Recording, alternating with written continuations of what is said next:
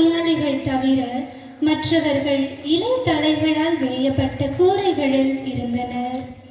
கூரையும் தரையும் எப்பொழுதும் ஈரமாகவே இருந்தன. சுற்றுப்புறம் சுகாதாரமின்றி இருந்தது. இதை கவனித்த தமியான் அடிகள் தானே அக்கூரைகளை செப்பனிட்டு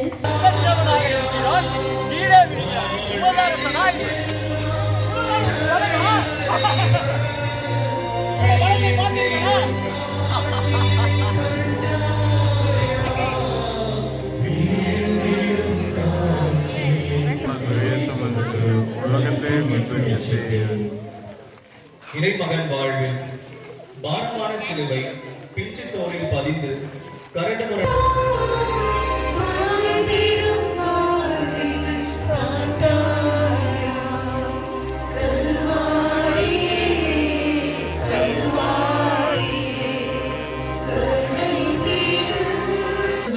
உம்மை ஆராதித்து வணங்கி உமக்கு நன்றி அறிந்து தோத்திரம் செய்கிறோம்.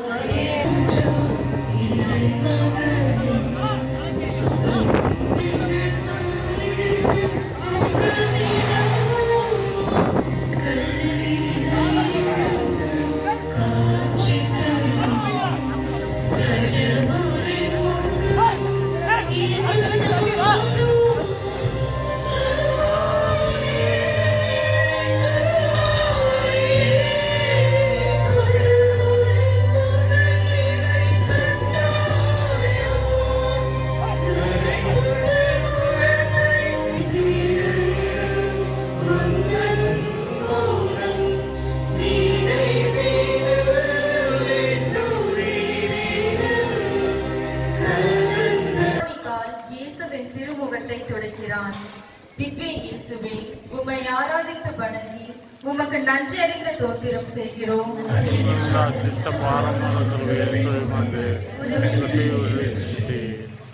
கிடத்தி சேவகர்கள் அவர் மேல் ஏறி மிதித்து கொடுமைப்படுத்தினர். இவரது புனித வாழ்வாலும் அற்புதங்களாலும்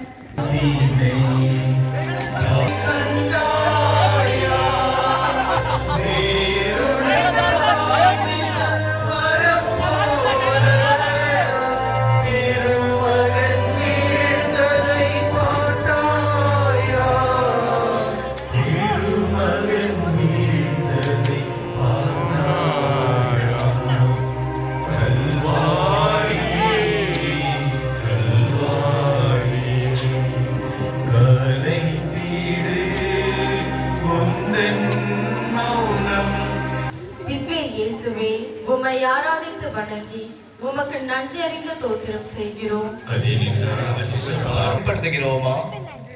ஒரு சராசரி மனிதனுக்குரிய பலவீனங்களினால் மீண்டும் மீண்டும் மண்ணிலே சாய்கிறோம்.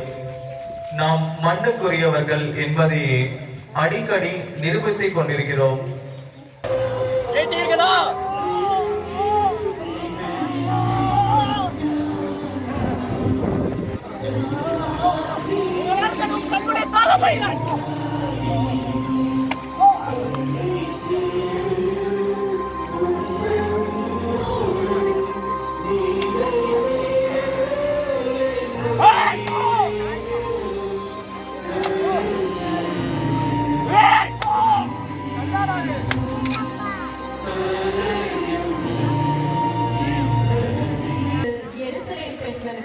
ஆறுதல் கூறுகிறார். திவ்ய இயேசுவே, உம்மை ஆராதித்து வணங்கி உமக்கு நன்றி அறிந்த தோத்திரம் செய்கிறோம்.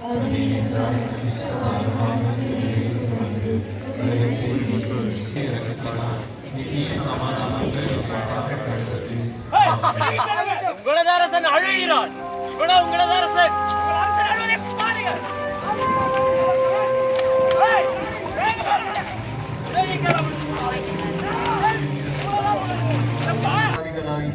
எழுகின்றோமா? இறைவார்த்தை நல்லவர் 7 முறை விழுந்தாலும் எழுந்து நிற்பார், பொல்லார் துன்பம் வந்தவுடன் விழுந்து விடுவர். நீதிமொழிகள் 24ஆம் அதிகாரம் 16ஆம் வசனம். இறையடியார் வாழ்வில் வடக்கு இத்தாலியில் ஓர் அரச பரம்பரையில் தோன்றியவர் ஞான பிரகாசியர். தனக்கு எவ்வித சொத்தும் தேவையில்லை என்று உதவி கலைகிறார்கள். திவ்ய இயேசுவே, உம்மை ஆராதித்து வணங்கி உமக்கு நற்செய்த தோற்றம் செய்கிறோம்.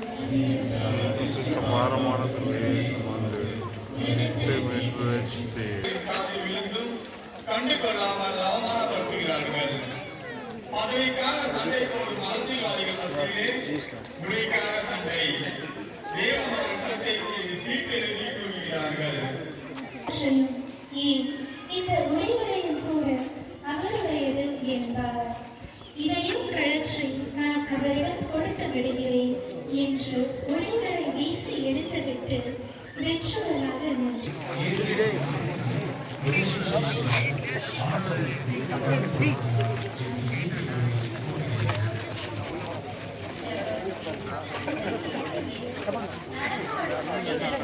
செய்யும் உதவியே கோவிலில் குடிகொண்டிருக்கும் பெருமாளுக்கு செய்யும் உதவி என்பார் திருமூலர். இதையே 2000 ஆண்டுகளுக்கு முன்பு ஏழைகளுக்கு செய்ததெல்லாம் எளிதே செய்தீர்கள் என்று உரைத்தீர். இறைவாழ்வை முழுமையாக்க என்ன செய்ய வேண்டும் என வினவிய செல்வந்தரிடமும் உமக்குள் யாவற்றையும் விற்று ஏழைகளுக்கு கொடும், அப்போது விண்ணகத்தில் நீ செல்வராய் இருப்பீர் என்றும் கூறினீர். நாங்களோ இவ்வுலக செல்வங்களை பற்றி கொண்டு உமக்கு ஊழியம் செய்வதாய் நினைக்கிறோம். இந்த மாயையை கலைந்து நாங்கள் நினைவு வாழ்வு பெற உம்மை போலவும் புனிதர் அசஸ்தியார் போலவும் பற்றற்ற மனம் பெற அருள் தாரும். ஆமென். எங்கள் பேரு தயவாயிரும் சுவாமி, எங்கள் பேரு தயவாயிரும்.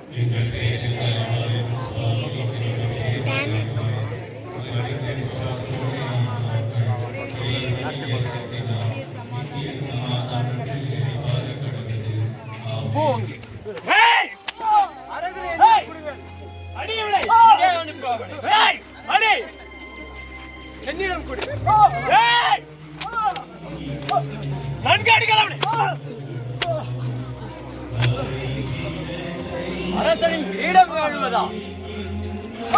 இவ்வளவுதான் உனக்கு தெம்பா?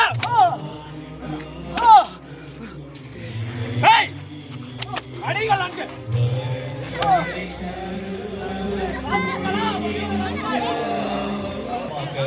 பொறுமையுடன் ஏற்றுக்கொள்கிறார். இயேசுவின் மீட்பில் பங்கேற்க நாமும் தன்னலம் தொடர்ந்து சிலுவையை சுமந்து அவர் பின் செல்வோமா? இறைவனின் அன்பு இத்தகையது என்றால் நம்முடைய அன்பு எத்தகையதாக இருக்க வேண்டும்? பிறருக்காக அறையப்படுகிறாயா? நீயே அன்பின் நம் தீச்செயல்களுக்காக நொறுக்கப்பட்டார். நமக்கு நிறைவாழ்வை அளிக்க அவர் தண்டிக்கப்பட்டார். அவர் தம் காயங்களால் நாம் குணமடைகின்றோம்.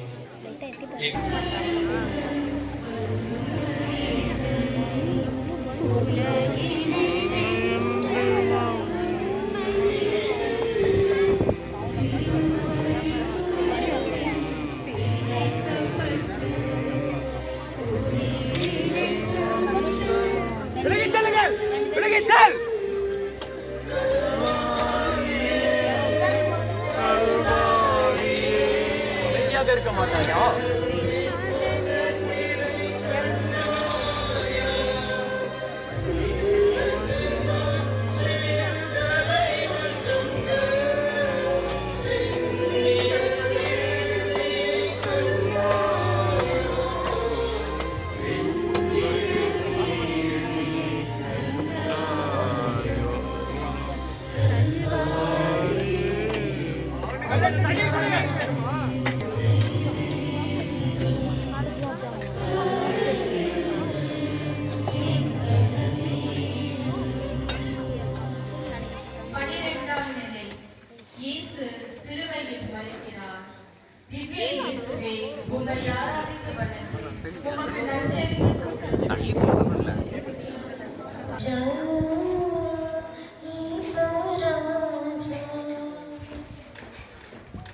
இறைமகன் வாழ்வு இயேசு சிலுவையில் மரிக்கிறார். அந்த வாழ்வின் நாயகனை இந்த வஞ்சக உலகம் கொண்டு நீதியை வேரோடு சாய்ந்து விட்டதாக கொக்கரிக்கிறது.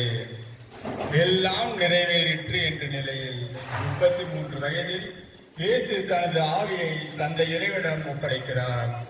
இறையரசை பாலஸ்தீனத்தில் அடித்தளமிட்டு அதை உலகெங்கும் எடுத்து செல்ல சீடர்களை உருவாக்கி அன்பான உன்னத நம் தீச்செயலுக்காக நொறுக்கப்பட்டவர். தந்தையே, உன் கையில் என் உயிரை ஒப்படைக்கிறேன் என்கிறார். இயேசுவின் உயிர் பறிக்கப்படவில்லை, அவரால் ஒப்புக் கொடுக்கப்படுகிறது. அதுபோல வேத சாட்சி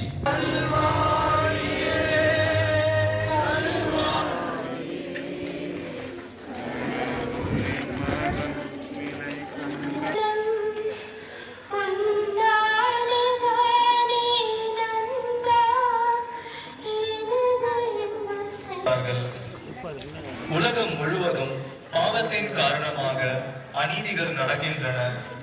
யுத்தங்கள், தீவிரவாதம் மற்றும் வன்முறைகளால் ஆயிரக்கணக்கான உயிர்கள் பறிக்கப்படுகின்றன. இயேசுவின் உடலை மரத்திலிருந்து இறக்கிய யோசேப்பு மற்றும் நிகேதுமுவை போல